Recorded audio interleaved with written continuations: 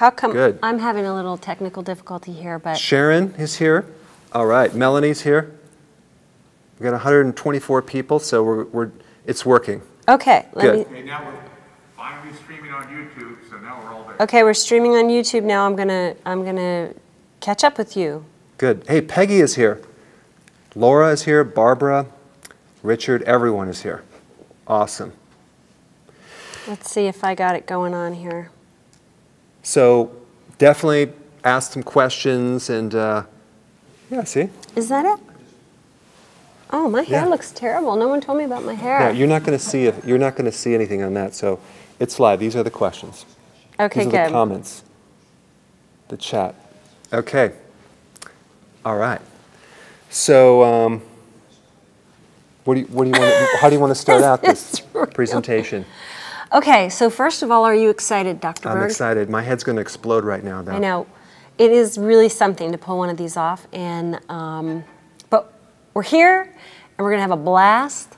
People are already starting to show up, and we have some stragglers. I don't know, some guys are wandering around the room already trying to get in. What? I don't know. Is that Dave? Dave Feldman? Wow. You guys are doing the live thing right now? Hey, pull up a chair, Dave. This is amazing. What small world. Party crashers. So, hey, Dave from Cholesterol Code is here. This is live? This is live on social media. This is great. Yeah. This is great. How you guys doing today? Good. Good. Actually, Dave is one of our keynote speakers. So we're going to do some really cool things, right, Dave? Yeah. Actually, we've got a lot of fun stuff to talk about, that's for sure. And you basically, I think you're going to share some cutting-edge data, right? Quite literally some things that are coming really right off the presses and some stuff I've never shared before. So you're going to basically deliver some stuff that you've never put out there tomorrow. Tomorrow. Yeah. Wow, this is exciting. And we're going to do some real fun, kind of crazy demonstration, and we'll probably take that clip and put it on the net, but it's going to go viral because we're going to really get people to understand this cholesterol thing because it's so confusing. So it's going to be kind of a skit. So that's all we're going to say, but it's going to be fun. Really excited about it, actually. I think you and I have been chatting about this for a little while. We really wanted to find a way to drive home sort of the things we're trying to talk about.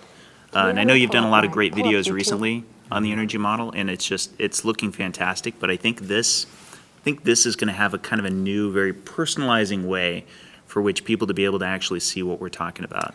Absolutely, because the thing is, like, even you and me, we're so into the technology and the science of it. It's like you have to extract yourself to see. So the simple people can understand to break it down. And yes, he just pointed at me. Yeah, because it's a complex topic. You know, we start winging out all these concepts. You're like, hold on, back up. So we don't want any friction. We want people to really digest it, not literally, but just really understand it, get it, and so because it's really, really important, very important. Yeah, and it's a real skill to be able to take something super complex and break it down into something that everybody can understand and then use and apply in their life. Because yeah. I mean, that's really the goal, is have you, because sometimes when you go to these conventions, you walk away, you're like information overload and you're confused. That's not what we're going to do in this convention. Yeah. Information overload, no confusion. That's right. Awesome. Awesome. See, so I got us up now. So let's see. I got YouTube. Let's see. Hello from Louisiana. All right. So watching from Texas, outside of Houston. Uh-oh, someone's struggling with too much coffee. Okay. Pick a question. We're just getting a lot of greetings. Hello to everybody. Usually these are filled with questions, and today people are like, hey, how's it going? Okay, so what's the top question you want to ask Dave? Ask him anything. He knows everything. Okay, yeah, ask Dave a question. I don't know everything. Just about everything. But keep it right within the cholesterol. No, it's good. Yeah. Let's see if we get any questions popping in here. It's funny. Oftentimes, I'll get a lot of questions on biohacking because much of the knowledge that I've gotten up to this point comes with just doing very rigorous testing. And I really do have to, if I can, insert a little bit of a pitch. People really should be very familiar with things like food tracking. A lot of times with family, I find it's the very first thing I request if they have a challenge, if they're trying to resolve an issue that they have with their health is I say, let's start with measuring. You know, there's a term we have in engineering. We say if you can't measure it, you can't manage it.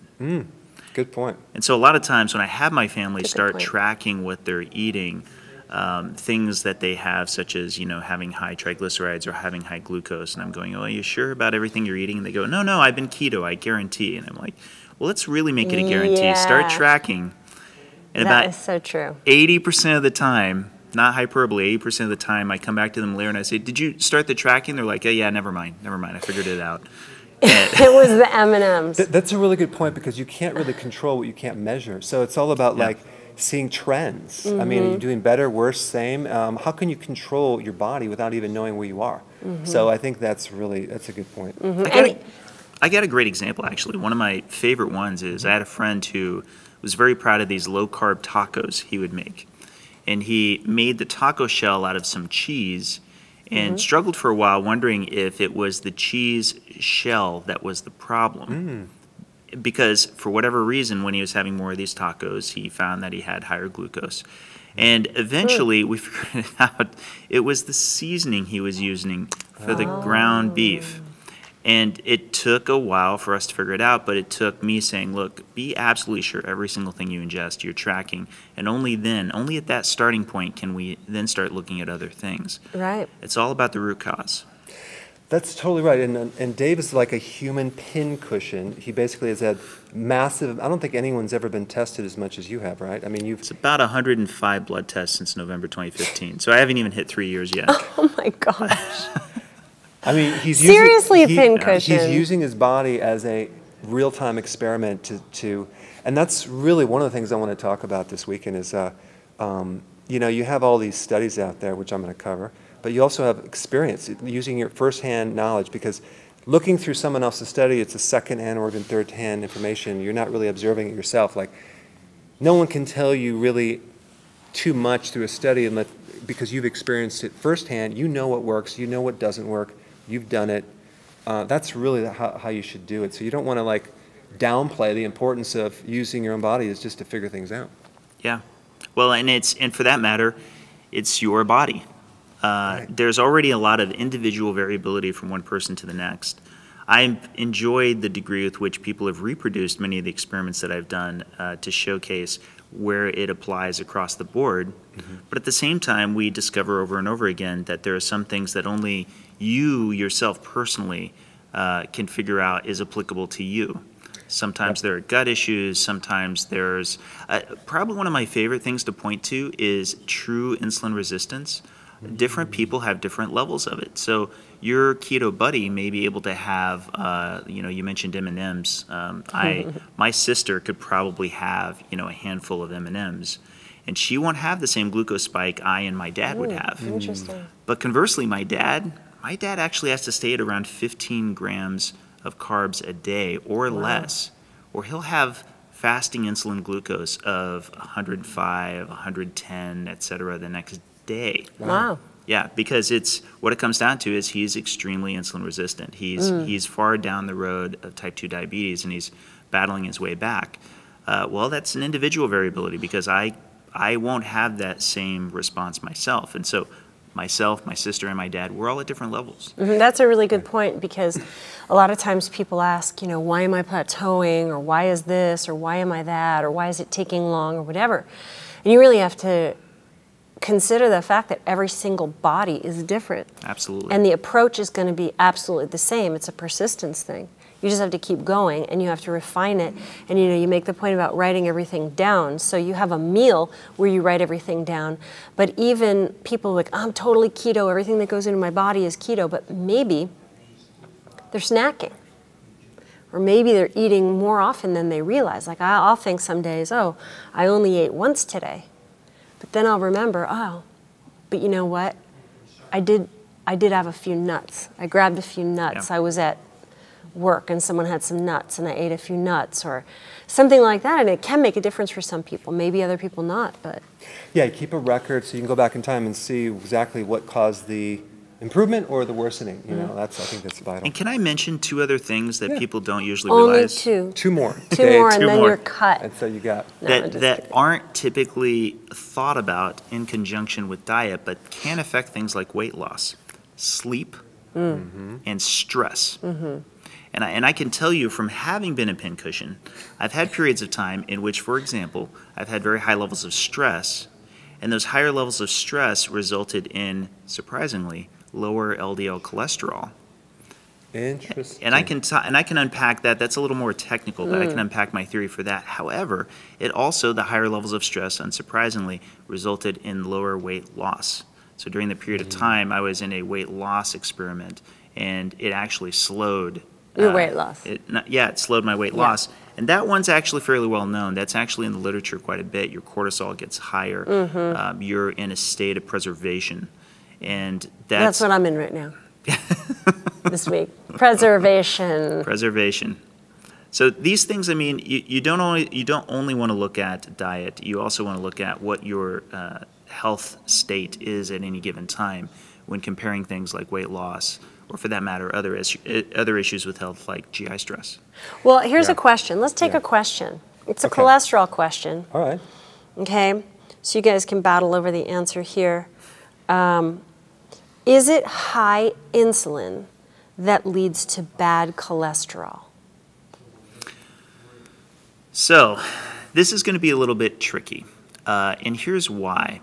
What I'm going to want to bring in, and I'm going to try to keep this somewhat simple. Yeah, definitely simple. Like pretend you're talking to a 7-year-old. Yeah, okay. There are bad reasons for which you can have high cholesterol, high LDL cholesterol. And I propose, there may in fact be good reasons for which you can have high LDL cholesterol. And part of the biggest clue of all is triglycerides. If your triglycerides are high, then that suggests to me a bad reason you could have high LDL cholesterol. And where this comes into play is something like having high levels of insulin. Now, insulin, for those of you who don't know, is the hormone that's used for growth and repair, and it's often increased in a fed state, as in if you're eating food, your insulin goes up, and it's meant to try to shuttle that energy into your tissues. But what happens when your insulin is perpetually high? It's just continually high, where your body thinks it's in a fed state all the time. And there's a lot of data out there in the literature that shows that what then happens is your body is continually trying to move the fat that's in your blood into your cells, but at a certain point, you reach this threshold with which your cells just don't have a lot more parking for that fat. And in that case, you have not only higher LDL cholesterol. That's the bad. We're told that's the bad. I think it's more a reflection of your system than anything else. That's why I wanted to make that distinction. Okay. But you, on top of that, have higher triglycerides. You have higher triglycerides because there's something that's a form of LDL before it becomes LDL, and that's VLDL. A lot of current... Okay, now you're talking to a 12-year-old. True. You're no longer talking to the 7-year-old. But the point is, if you see that there is high levels of insulin and you see that you have high LDL cholesterol, the very next thing I would want you to look at in your lipid panel is your triglycerides. Are your triglycerides high? And odds are, if your insulin is high, odds are your triglycerides are high. Yeah. So you want to look at other things to determine if it's really insulin or something else. Okay, good. Awesome. Okay, good. Thank you, Dave. I appreciate that. Good. Okay, Awesome. well, I know that I saw some other people wandering around here. Great. Who Thanks, else is Dave, for wandering coming around? by. Thank you so and, much. We'll be talking to you a Hey, little bit later. we'll see you in a look bit. forward to it. Okay. Okay. See you guys in a bit. See ya. Now, someone else was wandering around here. Some straggler. YouTubers. Some straggler. Hey, May or may not know. is that Logan? Logan Sneed? Hey, come on by, Logan. Logan! How are you? I'm good. How are Good to y'all? All right, see you, Logan. celeb. We got all the celebrities. It's Fusion Lean. Fusion Lean. Okay, Fusion good. Lean. Good. So you just showed up. This actually He's a yesterday, party right? crasher. I did. Crashed Yeah? the party. Crashed the party. So you excited about this event Oh, tomorrow? excited? I'm so excited. It's going to be awesome. Yeah. Yeah. That's great. You're from Texas, right? Yes, sir. Now in Texas, they actually have some really good steak, like Barbecue. thick steak. Oh yeah, I mean it's like real fat steak and it's quality steak. But not just from Texas. You're from Austin, Texas. which makes it even better for barbecued ribs, right? Is that what it's Oh known yeah. for? Oh, I mean it's like barbecue ribs, it's sirloin steak, it's like Brisket. oh yeah, it's the best. It's awesome there. So how do you get your barbecue without the sauce? I just request it. I just say, I usually like request it without it, and then I'll say, do you guys have like some pink salt or some kosher salt, stuff like that? And sometimes, I'm gonna be honest, I will bring some mustard to a place to eat at. It's Packing just- his own mustard. Yeah. I think a that's way what I to would do go. too.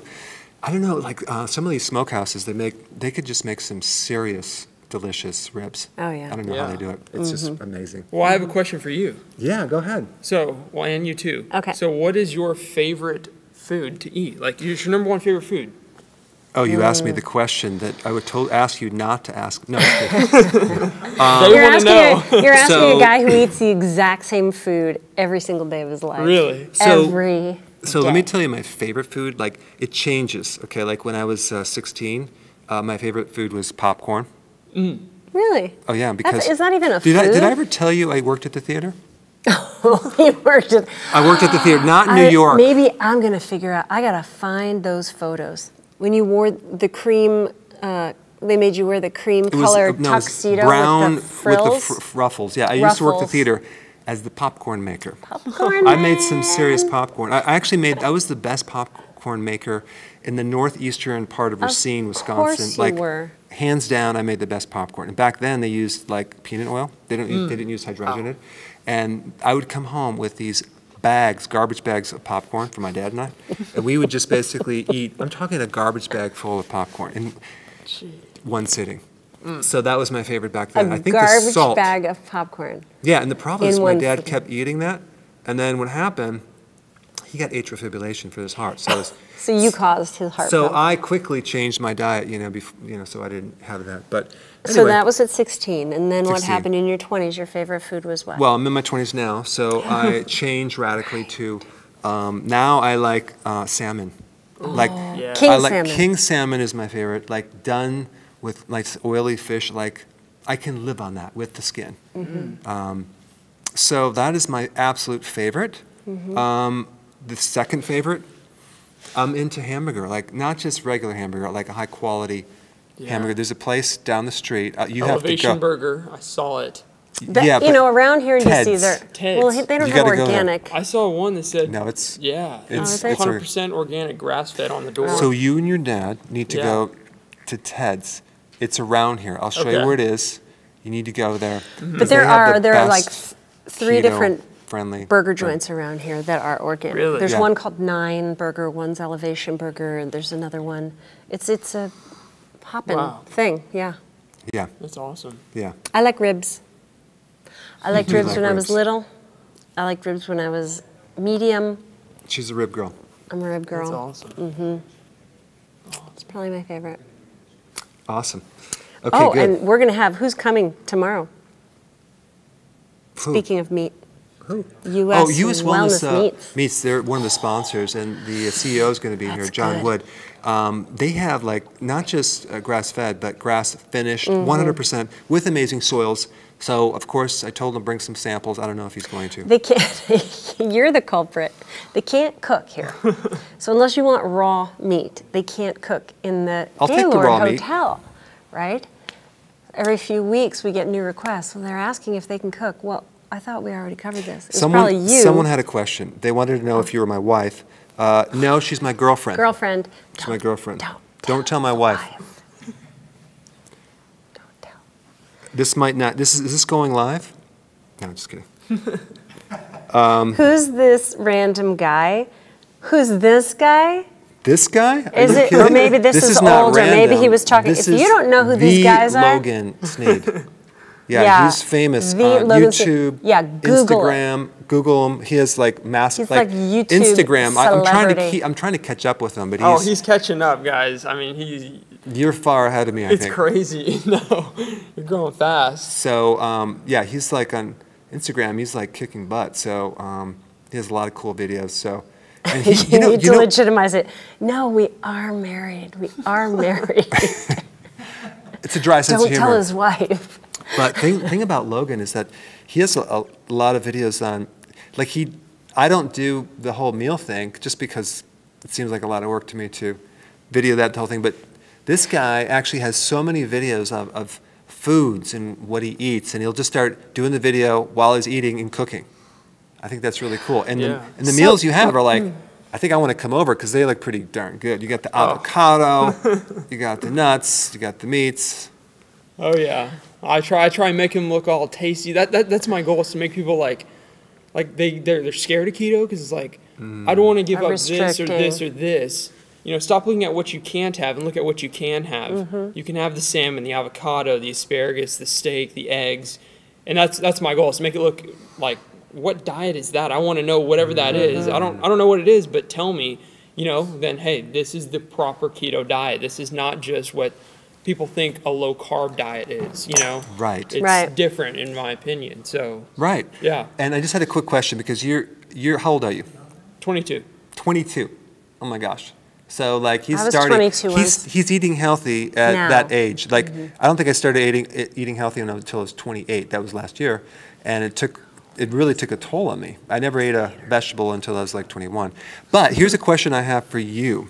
You're 22, and now I'm trying to trace back what the question was. Well, someone here wants to know what kind of supplements you take. Great question. I take a lot, okay, and I don't take these supplements because of what a bodybuilder's saying or what, you know, somebody else is saying. I take it because I've been tested in so many different aspects of what I personally need, you know, fighting brain tumor regrowth. So I take IP6 Gold, that the legend right here recommended. I take vitamin K2D3, I take turmeric, I take magnesium, I take CBD, I take frankincense, I take, beta-alanine, you know, a lot of those different things. Now, I think maybe some people who don't know you don't know your story. Yeah. You want to tell your story, a little, you know, short version of... Yeah, I mean, it's a long story short, but I was diagnosed with a stage 4 glioblastoma brain tumor right before I turned 20. So just almost 3 years ago, just out of the blue, seizure one day while I was driving on the phone, and woke up in the hospital, and then egg was in there. Had to get that removed, and then, yeah, not a good tumor. But then I found keto and was watching this guy. I think you guys know who he is. So I was watching him, and I was like, huh, okay, this isn't too bad, you know? And then did keto and never stopped. That's amazing. Now, the question, I just came back, I remember what I was going to ask you. Now, you're 22. Your metabolism is incredibly fast, like mine was at 22 a couple years ago. And you probably have to eat more calories than someone that's going through menopause. And so just tell me, to keep up your weight, because keto is like, it's not about gaining weight, it's about you're going to lose some weight. How many calories would you guess that you eat in a given day? And how many meals do you have? Yeah, that's a good question. People will say, like, Logan, your meals are huge. Are you, like, bulking? I'm like, no, I'm really not, because, like, I would say about 70% of those, like, that whole plate is from vegetables. So I do 2 meals a day. I don't eat breakfast. I'll do a black coffee. So I'll fast 16 hours, and then, you know, I'll lunch at, like, you know, 2 and dinner at 7 or 8 or whatever. And all in all, it's about 2,200 calories to 23, depending on, it really depends on my day. So if I'm not working out that day, it's going to be maybe 2,000 or maybe 1,900. But all of my calories are coming from fat, like avocado oil, avocados, things like that, and then proper protein of eggs, good steak, salmon, stuff like that. So I would say about 2,000 to 2,200 calories. Really depends on the day. So let me ask you this. So when you eat that much food, do you feel like I ate as much as I could, I'm stuffed, like, and you've learned, like, if I do too much, I'm like, that's like way too much. Like, did you have that issue? I'm gonna be honest, I've never not finished a meal. Now, if I'm not hungry, then I'm like, dude, you're not hungry, you don't need to eat. There's no sense in doing that. Now, unless, you know, I'm trying to gain weight, obviously, well, I'm not trying to, but you know, I feel very satisfied in every single meal that I've ever had. I've never, ever, like, been hungry, and I've never, ever been, like, you know, so full that I'm going to throw up. You know, it's just... But what about when you went to Europe? You went through Italy, and they had so much good food. How did you manage that? I managed it very well. Even if I could not eat at a place that everyone else was able to eat at, I still didn't eat. And I just fasted through it.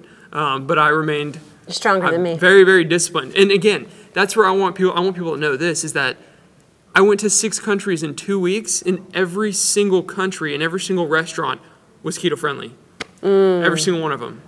You Europeans watching really have it a lot better than the U.S. Oh, yeah. Yeah, I mean, honestly, you know, people say all the time, I don't want to do keto, I don't want to be restricted. What do you eat on keto? And really what you eat is food. You eat the definition of food. Yeah, not the bread.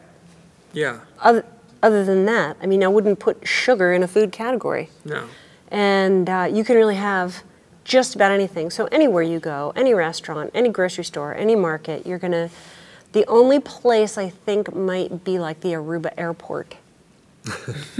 I was there one time and I couldn't find something, right? Anything. So someone says they're confused because I'm saying I'm 20, so I'm, you know... No, I'm actually 53. Am I 53 or 52? He's 53. Okay. Always asks me. And she's 38. Good boy. Good boy. So, yeah. Am I a cradle robber, as they call it? Or something like that? He's being a very... I'm not. Okay, so Janet had a question. Can you do with only fish? Like, okay, so I'm going to let you answer that. Can you actually do keto with just eating fish? I'm like, if you're, I don't know if the question's like straight fish and nothing else. I mean, I would say potentially, but if you're talking like a Mediterranean style keto, I would just say, yeah, I mean, you can do salmon, asparagus, avocado, and avocado oil, and maybe some nuts. And I would say that's a very quality keto approach right there. I know some people do that sort of thing of where they're like, well, I don't want meat, I don't want eggs, I just want to do seafood, you know, but a lot of people can take the real Mediterranean, bring in like, you know, some bread or whatever. But if you make that into keto format, I think a Mediterranean keto, I think it could be, you know, pretty healthy. I agree. And because seafood has the omega-3 fatty acids, DHA, it has vitamin D, vitamin A, so it's really cool. Yeah. Awesome. Well, thank you for stopping by. Thank you. And we'll be seeing you probably in See about you a half throughout the hour. weekend. Yeah. Well, one last question for Dr. Berg. What's your biggest keto tip? For somebody starting keto, they need one tip. What is it? Oh, gosh. I mean, do you have an hour? There's a lot of tips. One keto tip. Okay, so here's the tip right here. In 3 words or less. Don't give up when it's working. So there's so many people that they're doing keto, but they're not losing weight, and they give up. The weight loss is not the best indicator to know if keto is working or not. So they check, oh, I'm not in ketosis, so it's not working, they give up. So when you actually, here's the thing, guys, when you actually do keto, your body goes, especially intermittent fasting, your body goes into a healing mode. Healing equals repair. When you repair with protein, Logan, protein. Proteins, I mean, protein is heavier than fat per volume, for the same volume. So you are going to go through phases of healing that you're going to plateau with your weight. That it's still working. Don't give up like a lot of people. That's like, oh my God, you just stopped what was working. So you want to look at everything. You want to look at your energy, your clothes size, your vitality, your hunger has to be gone. Like if you do keto and IF and you're still hungry and craving, you're doing it wrong. Yeah, wow. Because your craving and hunger should be gone. But that's just one tip. All the tips are going to be given tomorrow. Yeah. But that was the best tip right there. That was a good tip. All right, buddy. All right. Awesome. Thanks. Okay, see ya. All right, well, let's answer some questions before more people come by. Yeah. Okay, good. That was fun. That was great. Awesome. Okay. Now we're going to spend a second to read some of these because you guys have been asking How many questions. calories per day? Okay, so I don't want to actually put you in a bucket like you need this many calories, because when it was Dave was talking, you want to figure out what you need. But typically, I'm going to give you a real good guideline to start out with. We always recommend keto and intermittent fasting. So the calories are going to depend on how many times you eat. So let's say, for example, you're doing 3 meals a day, and you're my size. Well, then you do like between 18 and 2,000 calories. Okay, that's just so rough, though. It could go up, go down depending on a lot of variables. But let's say you're doing 2 meals a day, between 15 and 16, maybe 1,700 calories, possibly, roughly. Let's say you're doing 1 meal a day. That ranges between 900 to 1,200 calories, depending on how your thyroid, how old you are, your metabolism. So that would answer that question. Okay. How much electrolyte to drink? How much is too much? Well, it depends whose electrolytes you're consuming. The one that I have, that's what I know. Like 1 scoop is great. If you're working out, maybe 2 scoops. But it's a unique blend of 1,000 milligrams of potassium and really high levels of magnesium and a little bit of calcium and very small amounts of sodium. And the reason I put that in there, because most people get enough salt. I mean, when you go buy electrolytes, most of the electrolytes out there are mainly salt with a little bit of potassium. But I designed it after the average person. It's very low on potassium, very high in sodium. So when they take it, that's why they feel so good right away. They're like, what is in here? Well, it's just kind of fulfilling what you're missing. So you might want to not look to that for your salt, for your sodium. You would just use that on food, your salt. Yeah, you want to, if you're on keto and IF, you want to add more salt to the diet because you lose more salt. If you're doing higher carbs, you want to go lower salt because you're retaining the salt. When you go low carbs, you don't retain salt as much or in fluid.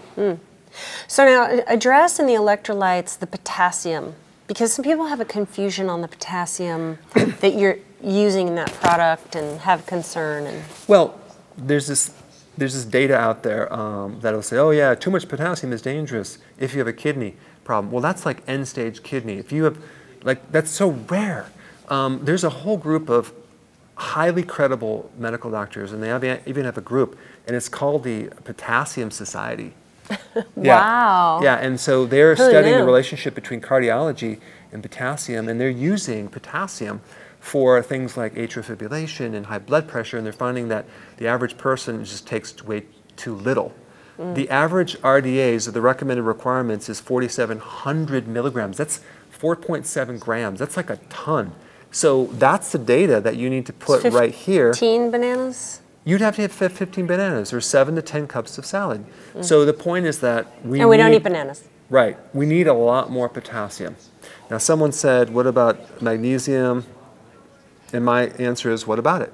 No. Someone has a question, what about leg cramps? Magnesium, potassium are the most common reasons why you might have leg cramps. Does keto help with fibromyalgia or chronic fatigue? Especially. What makes you tired is the mitochondria is damaged. So when you do keto, ketones are a much better quality of fuel than glucose because it doesn't give the complications that glucose gives with diabetes and heart and kidney and brain. So when you go on keto, your brain loves ketones. So other than the regrowing of your brain and regrowing of mitochondria and reversal of tumors and cardiovascular disease, and the list goes on, inflammatory problems, other than that, there's no other benefits. There's a lot of benefits. Okay, so Jennifer needs to know. She's been so persistent. She's been asking this question for 3 weeks. Does chewing gum break your fast?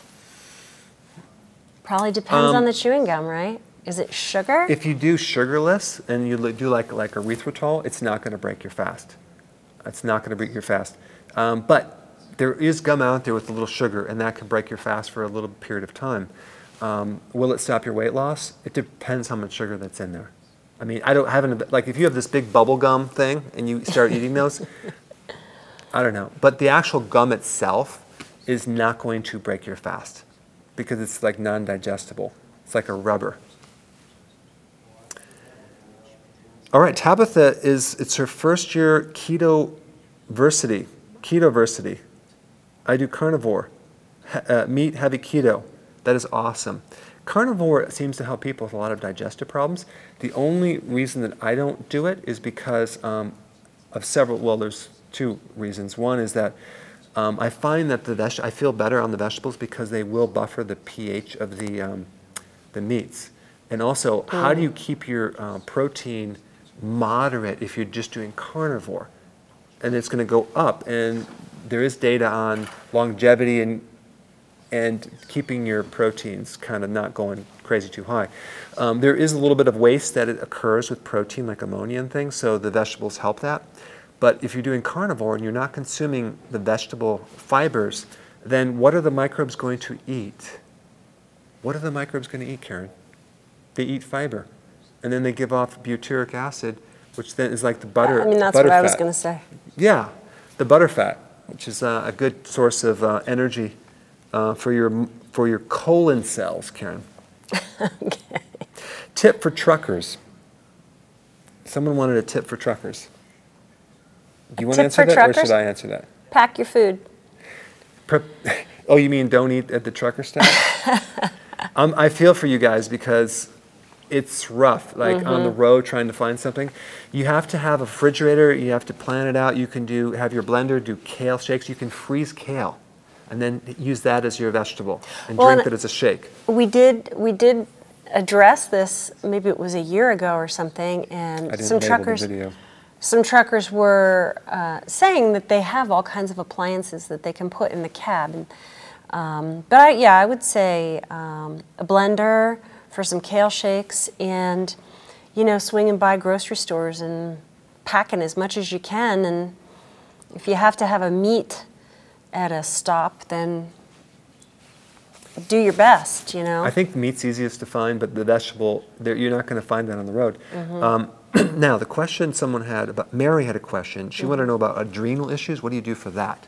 So if you have adrenal issues, the more stress that you have, the worse the adrenal, the more you have to sleep, the more you have to exercise and keep the intensity a little lower, go for long walks, the more you have to kind of desensitize yourself. So, a lot of times people have these headphones in their ear, they're listening to music, they're watching TV, like those are all stimulation.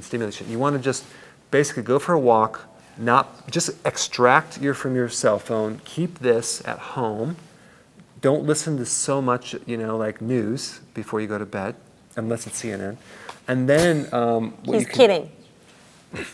Have to tell people when you're drinking. What you can do, you can actually, so you want like a manual. There's a technique. I did a webinar on stress. You should watch that and do that technique. So you have stress extraction, walking, sleeping, and be one. And crafts. Do crafts, play chess. Chess. So that's kind of what we've been into. Or your cat. Yeah, because you want to kind of get away from all this EMF. It's electromagnetic energy forces that are getting, those little earbuds, like that actually puts a lot of stress in your brain. Yeah, okay. All right. Well, Shannon wants to know, she's losing inches but not pounds. Why is that? Shannon, did you watch the beginning? Shannon, did you watch the beginning of this video? I talked about that. Your body heals with protein. He just reprimanded her. In a nice way. What's going to happen is you're going to actually, if you're losing inches, it's working. Yeah. Give it more time and be patient. That's why we call you a patient. And that's why you go in a waiting room. So you can have more patience. Well, I think there's a lot of truth to that. And that's why we're practitioners, we practice on you. That's why you have to be patient. Right. Because they're trying to figure it out. Because we're practicing. Can I do keto for cirrhosis? Well, only if you do IF. IF is going to be really important in cirrhosis. I think I just released a video on cirrhosis. I think I did. But cirrhosis really comes from scar tissue. It comes from years of inflammation because you had insulin resistance. So by doing keto and IF, you can really improve that condition greatly. But watch my video on that. JR, CNN, now I have to unsubscribe. We were kidding. I'm just playing. Take a Don't take breath. it serious. I'm just teasing. It's MSNBC. No, I'm just kidding. That's the worst. I'm teasing. We're kidding. Okay. We're not news watchers. I mean, I like to see the Yeah, we weather, don't- yeah, but we we really stay away from news of all kinds. I'm because against the it's- news before bed. Uh-oh, we got some unsubscribers, news lovers. Sorry about that. It's just, you know, it's another stress point. If you're going to figure something out in particular, there's a hurricane, you need to know what's going on. That's not what we're talking about. But the negativity, it's just like you wouldn't want to hang out with somebody who's constantly giving you bad news all the time. You know, you already have this in life. You're going to work with them, or maybe they're a family member, right? Right. But you want to limit it. Hey, we got another question. Okay. We have a question. Is it safe for a liver transplant patient to do keto? I think it's essential. But you have to do IF together. That's really important. Because you're going to go into something called autophagy.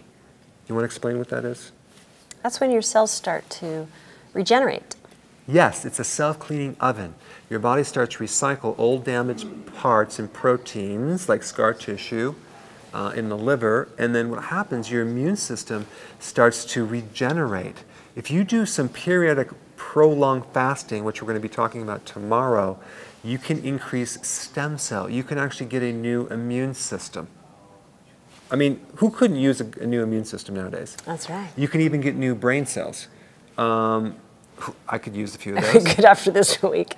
But the point is that, yes, you need to do it for sure, because what causes destruction of the liver is the high-carb diets and the frequent eating diets.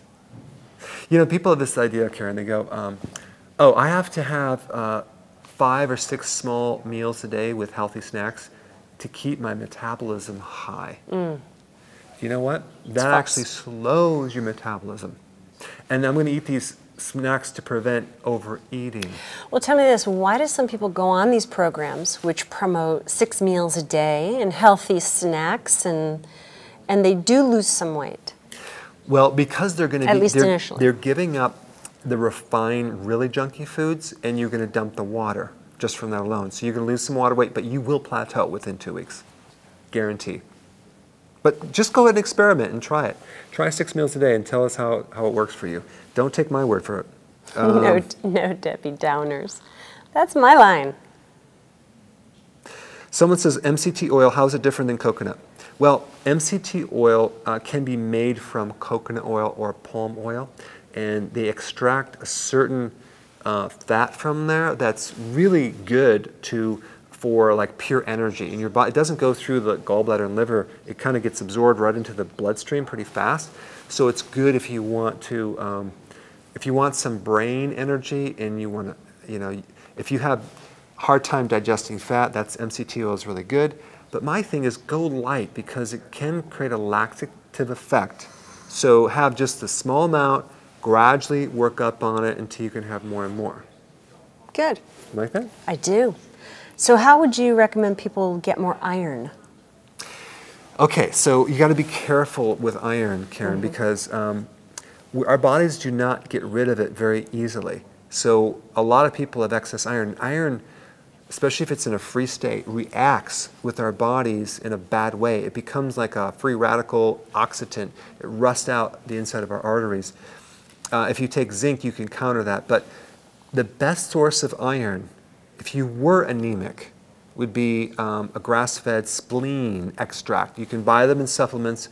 Just search grass-fed spleen, and you'll get so much iron from that, that'll handle your issue.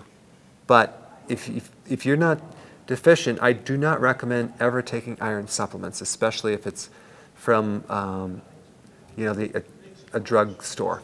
That would be bad. Okay. Here's someone who's been on keto and IF and OMAD for 8 months and not losing. Well, I think either, you know, one of the talks we're going to talk about, it's going to be on Sunday morning, is troubleshooting. There's a whole bunch of things that I'm going to bring everyone's awareness up, and unfortunately, I can't go over these things now, but the point is there's always a reason why it's not working, and I would recommend getting my book because I cover everything in there. versus just watching the videos, because you need to be aware of all the barriers and see what it is. There's something. You just have to find out what it is.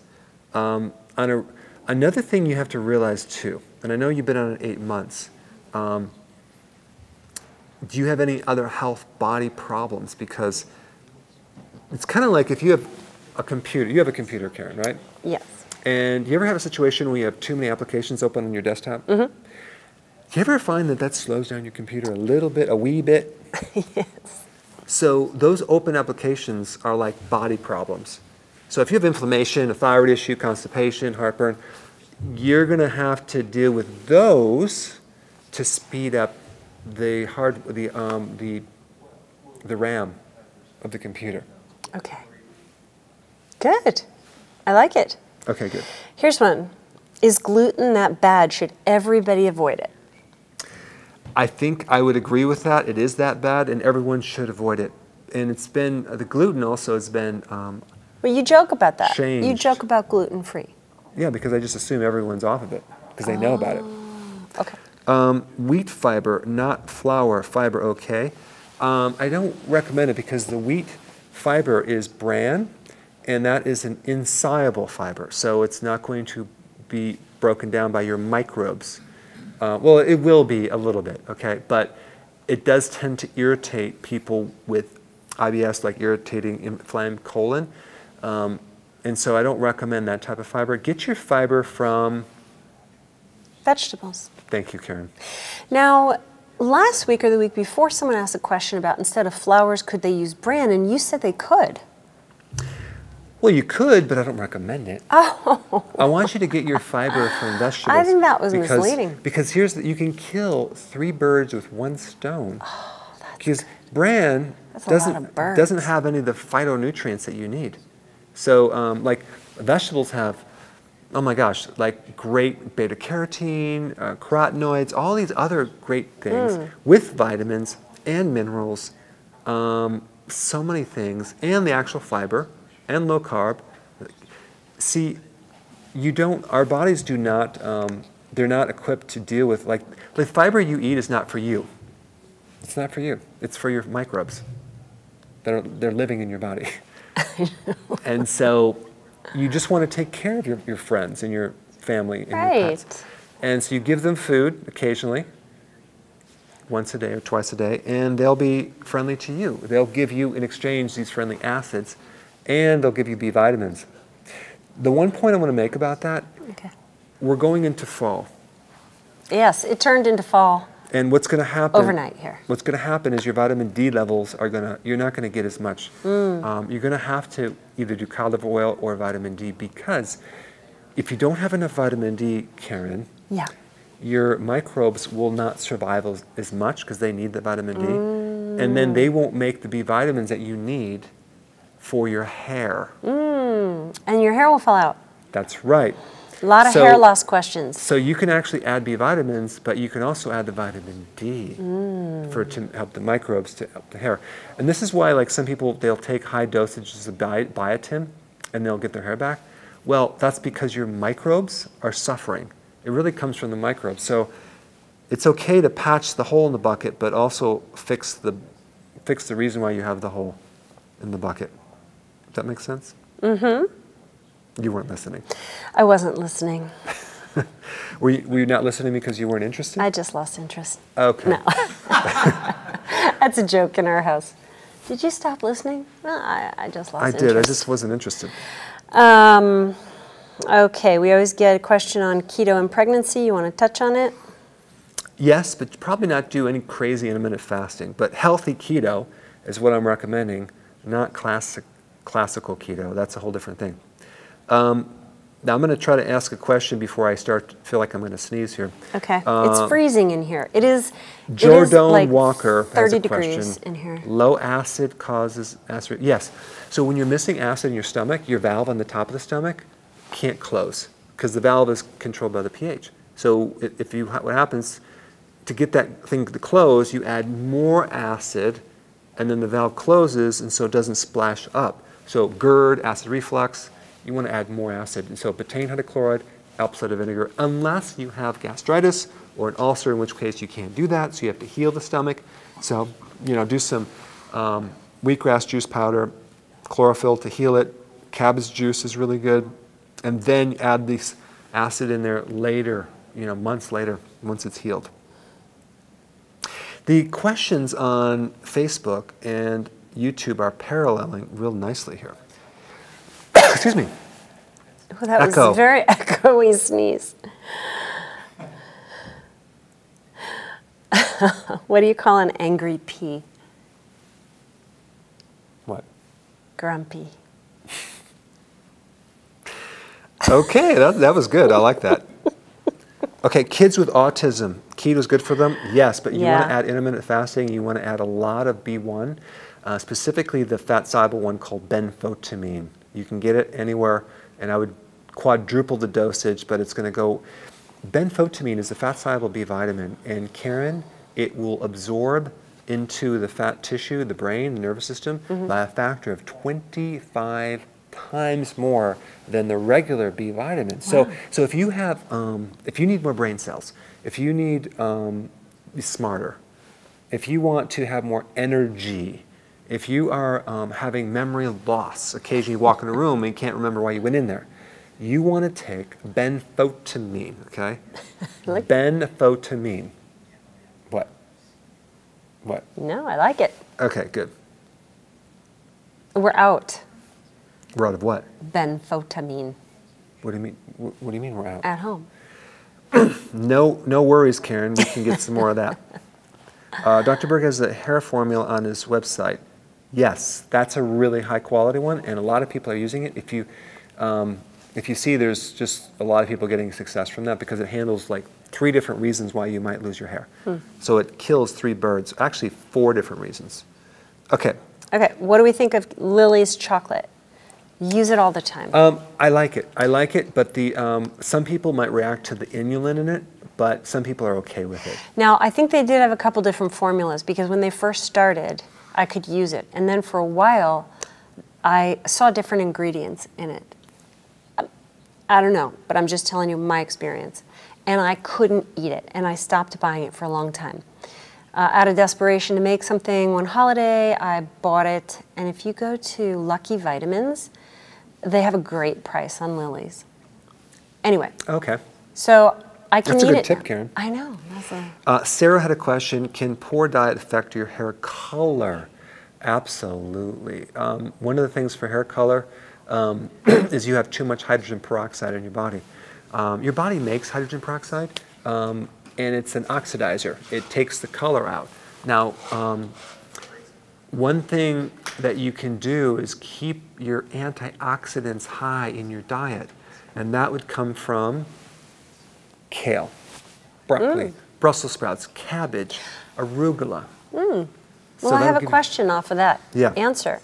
Someone asked about the concern of oxalates. Well, that's why you want lemon water. You want to tell them what oxalates are? Oxalates are a compound that occurs in your body when you have certain foods that are high in oxalates, like spinach, peanuts, things like that. Rhubarb. Cruciferous food, right? Yeah, but kale is not too much. The problem with oxalates is that certain people are prone to developing kidney stones, but when you do keto and IF, you may develop stones that are not oxalate, they're more uric acid. I've done videos on this. In fact, if you type kidney stones on YouTube, I probably have the most videos on this because it's an interesting topic. But more people get kidney stones and oxalate stones when they do a higher carbohydrate diet than a lower carbohydrate diet. But to counter the oxalates, you need citrate, as in lemon water, like lemonade, lemons and limes. Very important to put that in your water at least once a day. You just do a splash in there.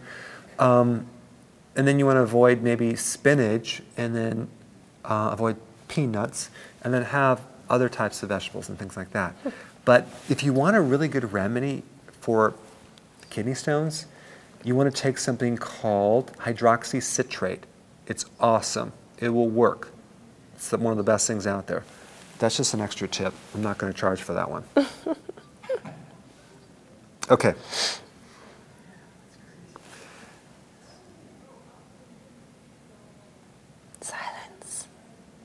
I'm trying to read the short ones right now.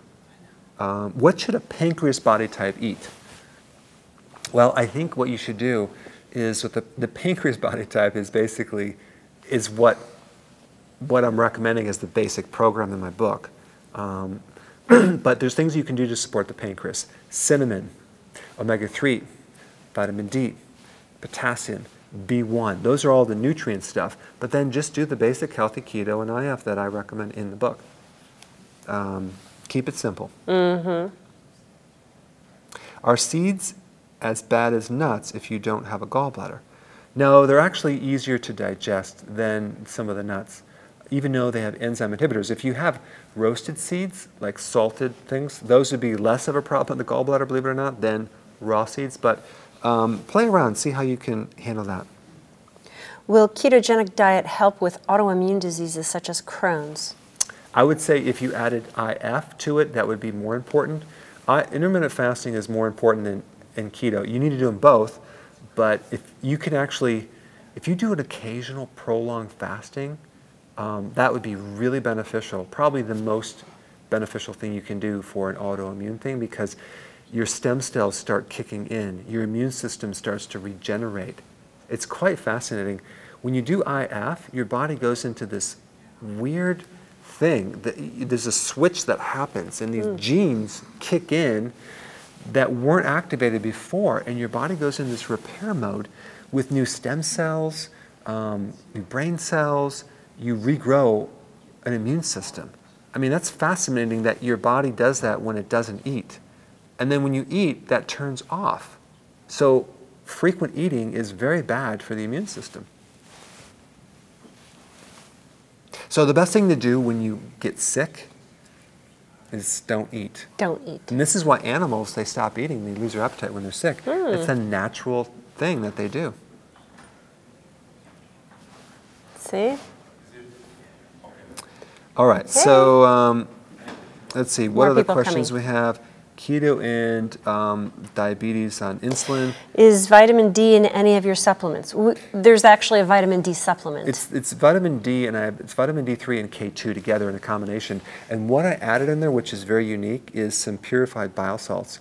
And the reason for that is that it will help absorb these fat-soluble vitamins a lot easier than taking it by itself. So it's kind of like giving you vitamin D and K2 with an additional steroid in there, a natural one. Goes right in there and just goes right into the tissues a lot faster, because you need bile salts to absorb that. So if you're deficient in bile salts because your gallbladder's sluggish and you take those vitamins, you may not absorb them as much. There you go. All right, so now let's see. Well, interesting, we have Stuart here. He's saying, I did Atkins in the early 2000s. I like this much better. It seems to be more refined. Interesting you bring up Dr. Atkins, because his sidekick for many, many years is going to be speaking here tomorrow. Yeah. Jackie Eberstein's going to be, she worked his clinic for years as medical director. Medical director, and she also was a practitioner, and then also Dr. Westman, Eric Westman, MD, who's also going to be here. He did research on the Atkins diet for years too. With that being said, Karen, we're going to end off. And guys, have a wonderful weekend. We're going to have a busy weekend. We're going to have an amazing weekend. And we'll talk to you soon. Okay, thanks for watching. See you.